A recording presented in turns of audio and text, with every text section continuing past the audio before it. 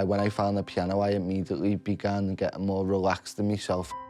The reception I got there, I felt like I had a classical version of Anfield in there. It was so good. So I'm Kella, a composer and pianist from Liverpool. I grew up in quite a rough place in Bark Road in Bootle. I never had no love for the piano when I was there. I didn't even know the piano was a thing, to be honest with you. I got moved from there when I was 7 in foster care. I got moved over to Verzachley and then been there ever since. I first started playing the piano and getting properly involved in it when I was about 14. I remember walking into my high school and going down the music department. And at that point, I was never really had any love or passion for music. I was rather kick a ball around. And then I heard me piano. Well, at that time, he was a piano music teacher in the school. Played the piano, and I remember just walking into the room and just getting completely drawn into what he was doing. And then I remember going home and just wishing I could do what he'd done, and then just begged me foster parents to get me a piano. His name was Andrew. He's a massive reason why I played the piano, because obviously he knew about me, like what was going on at home with circumstances and stuff like that, and he realised right away that I was drawn to the sound of the piano, and I think that made his job easier connecting to me, because we connected through the sound of music together, and he inspired me massively to go on and do what I'm doing now, definitely.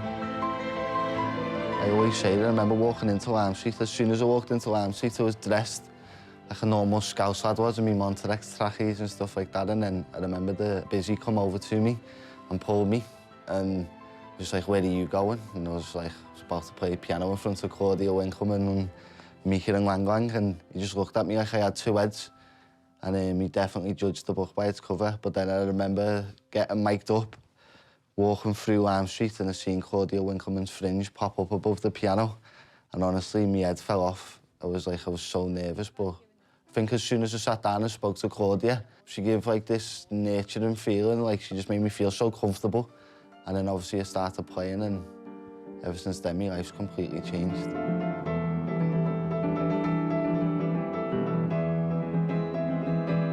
I feel like they threw us right in the deep end, because we went from playing in a train station to like probably a few hundred people max. And then we got through on a big, massive stage a few weeks later. And I'm used to playing in a corner in my bedroom on a little keyboard. Now I'm going to be going out playing on a £250,000 piano in front of thousands, and the best piano player in the world, and Mika's like an international pop star and stuff. I just couldn't believe it. I was so nervous. And then I've dreamt my whole life and manifested that something good would come from me playing the piano. So when it actually did happen, I didn't know how to feel in myself for weeks. It just didn't seem real. I just couldn't ever come to terms with it. After the piano, we done the Royal Albert Hall in London, which was nearly 6,000 people packed. We got to play with a full orchestra as well. It was an original piece I got to play. I just thought to myself, this is a lad who's grew up on a council estate in Liverpool, went through the care system, and now he's playing in front of all the posh hills in the Royal Albert Hall. That was a moment for me where I thought I was sort of changing the stigma where you don't have to have loads of money to play piano. And then obviously when I'd done the Philharmonic, that was my next big show, my own show. The reception I got there, I felt like I had a classical version of Anfield in there. It was so good. That was one of the best nights of my life. Got the album coming out, and each composition's original to begin with, but the whole album's about a certain segment of my life. I do put a lot of emotion and feeling into what I play, because I feel like that's a way of me releasing what I've got going inside me. And I almost imagine I've got a movie going on inside my own head of my life. I'm composing over it. That's the best way I could probably describe how I compose my music. Obviously, it's helped me massively having such a good team around me, because it's a lot that goes into an album. It's not just recording the music. I'm really, really proud of the album. I've got to work with one of the best string arrangers in the world, Rosie Danvers, on it, so I'm just privileged.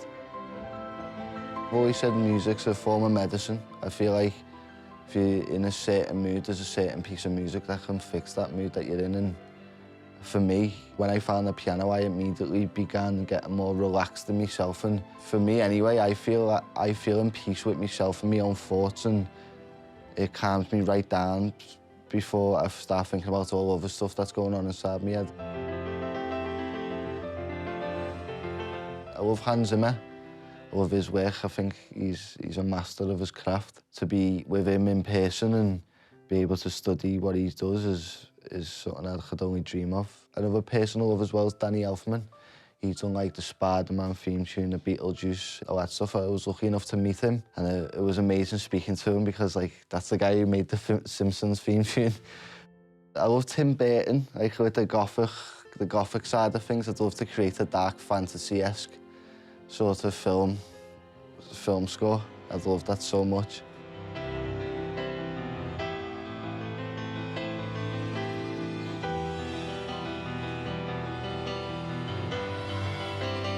Obviously, I love the music and stuff, but it's making sure my daughters are looked after in any way, shape or form. And if they ever need or want anything, they've got me to be there, but not always be reliant on me. And that's something that I carry strong with me. I just want my kids to have a future I never had. I want my album to do well. I want to do a film score for a massive film. At the moment, I feel like I'm living some sort of dream because I go on stage, play piano, and I'm able to look after my family from it, and that's all I've ever dreamed of doing. If you're from Liverpool and being an aspiring artist, you're in the best city in the world for it. It's important to stay humble, definitely, and if you do ever get anywhere, make sure you don't forget about the people that got you there in the first place, because it's so important. Anyone can do it if you've got true love for it and you can manifest it up here and you can believe it in here, then you're on to a winner, defo.